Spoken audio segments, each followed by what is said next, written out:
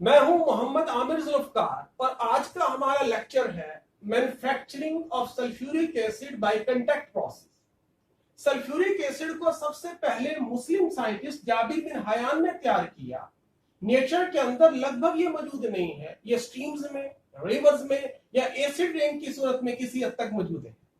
हाँ, अलबत्ता इसकी अहमियत इस बुनियाद पे है कि तकरीबन कोई भी इंडस्ट्री ऐसी नहीं है जिसमें सल्फ्यूरिक एसिड इस्तेमाल ना होता हो। लिहाजा किसी मुल्क की तरक्की का इन्हिसार इस बात पे है कि उसमें सल्फ्यूरिक एसिड की कितनी मिकदार इस्तेमाल होती है। यही वजह है कि इसको किंग ऑफ द केमिकल्स भी कहते हैं, इसको ऑयल ऑफ द विट्रोल भी कहते हैं। इसको कंटैक्ट प्रोसेस में जर्मनी के साइंटिस्ट कैनिश ने इसको जो सबसे पहले डिजाइन किया।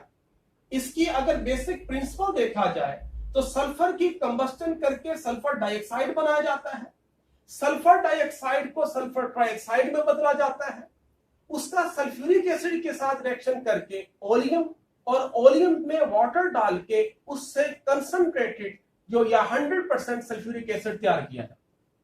अब इस मकसद के लिए जो बर्नर है उस बर्नर में कंबस्टन और सल्फर की जाती है। ये दो तरह से तैयार की जा सकती है सल्फर डाइऑक्साइड। एक तो डायरेक्ट सल्फर की कंबस्टन करके सल्फर डाइऑक्साइड तैयार की जा सकती है, या दूसरा मेटल्स की मैन्युफैक्चरिंग के दौरान, क्योंकि मेटल्स आमतौर पे सल्फाइड की ओर्स की सूरत में मौजूद होते हैं, तो लिहाजा उनकी रोस्टिंग करके जब उनकी ऑक्साइड बनाए जाते हैं तो इस दौरान सल्फर डाइऑक्साइड बाई प्रोडक्ट के तौर पे हासिल होती है। बर्नर के अंदर जो है फायर ब्रिक्स लगी होती हैं। बर्नर बजाते खुद स्टील का बना हुआ है, इसके अंदर फायर ब्रिक्स लगी हुई हैं जिसके अंदर कंबस्टन का प्रोसेस होता है।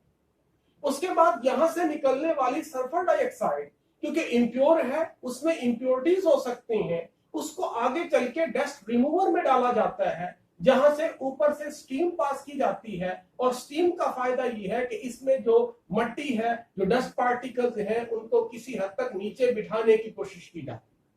हाई टेम्परेचर के ऊपर क्योंकि सल्फर डाइऑक्साइड पानी में हल नहीं होती, तो यही वजह है कि इस स्टीम का जो है इसके ऊपर कोई इफेक्ट नहीं होता।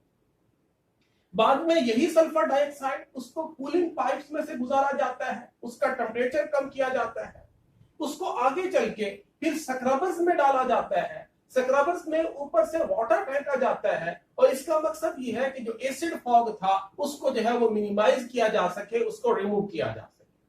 फिर यहां से निकलने वाली जो सल्फर डाइऑक्साइड है, क्योंकि अब इसमें नमी मौजूद है, इसमें क्योंकि वाटर ऐड किया था तो लिहाजा उसको ड्राइंग टावर में डालते हैं, उसके ऊपर कंसंट्रेटेड सल्फ्यूरिक एसिड डालते हैं जो कि ड्राइंग एजेंट भी है। लिहाजा इसमें से जो मॉइस्चर है इसको वो रिमूव कर रहे हैं।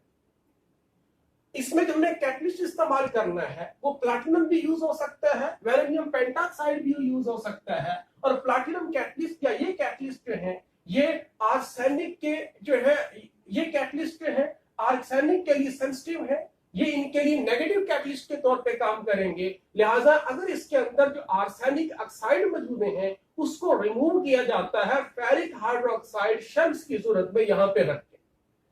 उसके बाद इसको चेक किया जाता है कि क्या वाकई ही इसमें आर्सेनिक रिमूव हो चुकी है, डस्ट पार्टिकल रिमूव हो चुके हैं। इसको टिंडल बॉक्स में गुजारा जाता है जहां इसके ऊपर लाइट डाली जाती है। अगर इसमें डस्ट पार्टिकल्स मौजूद होंगे तो वो अपनी प्रेजेंस शो करेंगे, अगर प्रेजेंस शो करते हैं तो इसको वापस भेज दिया जाएगा, और अगर डस्ट पार्टिकल्स मौजूद नहीं है तो इसको कंटैक्ट चैम्बर में भेजा जाता है।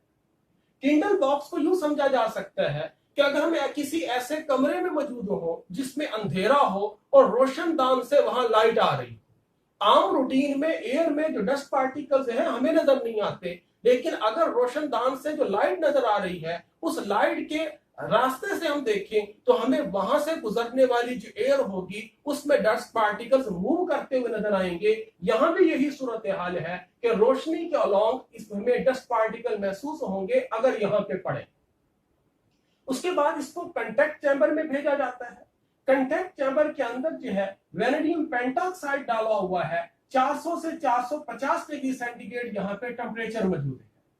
अगर हम इस रिएक्शन को देखें तो इसमें दो मॉलिक्यूल सल्फर डाइऑक्साइड के, एक मॉलिक्यूल ऑक्सीजन के साथ मिलके दो मॉलिक्यूल सल्फर ट्राइऑक्साइड के बनाते हैं और इस दौरान हीट रिलीज होती है, एक्सोथर्मिक रिएक्शन है। ये एक रिवर्सिबल रिएक्शन है। ली शैटनर प्रिंसिपल हमें यह बताता है कि अगर हम प्रेशर को बढ़ा दें तब हमें प्रोडक्ट ज्यादा हासिल हो सकता है, टेम्परेचर को कम कर दें तब हमें हासिल हो सकता है, मगर कम टेम्परेचर पे सल्फर ट्राइऑक्साइड की ज्यादा परसेंटेज तो मिलेगी, लेकिन उसके बनने के लिए बहुत ज्यादा टाइम चाहिए इक्विलिब्रियम एस्टेब्लिश होने के लिए।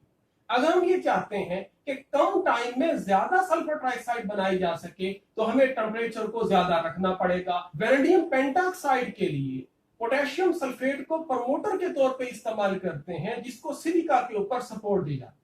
उसके बाद यहां से जो सल्फर ट्राइऑक्साइड बनती है, अगर इसको डायरेक्ट वाटर के अंदर डिसॉल्व करें फिर भी सल्फ्यूरिक एसिड बनाया जा सकता है, मगर ये एक्सोथर्मिक रिएक्शन होगा और इससे इतनी ज्यादा मिस्ट क्रिएट होगी कि प्रैक्टिकली उन टाइनी ड्रॉपलेट्स को कंडेंस करना मुश्किल हो जाएगा। यही वजह है कि सल्फर ट्राइऑक्साइड को डायरेक्ट वाटर में डिसॉल्व करके सल्फ्यूरिक एसिड नहीं बनाते, बल्कि जो पहले से मौजूद सल्फ्यूरिक एसिड है उसमें डिसॉल्व करके H2S2O7 यानी ओलियम यहां पे तैयार करते हैं, और इस ओलियम या पायरोसल्फ्यूरिक एसिड के अंदर जब वाटर डिसॉल्व करते हैं तो उससे 100% प्योर सल्फ्यूरिक एसिड जो है वो बनाया जा सकता है। जो कंटैक्ट प्रोसेस है इसमें एनालिटिकल ग्रेड का सल्फ्यूरिक एसिड तैयार किया जा सकता है,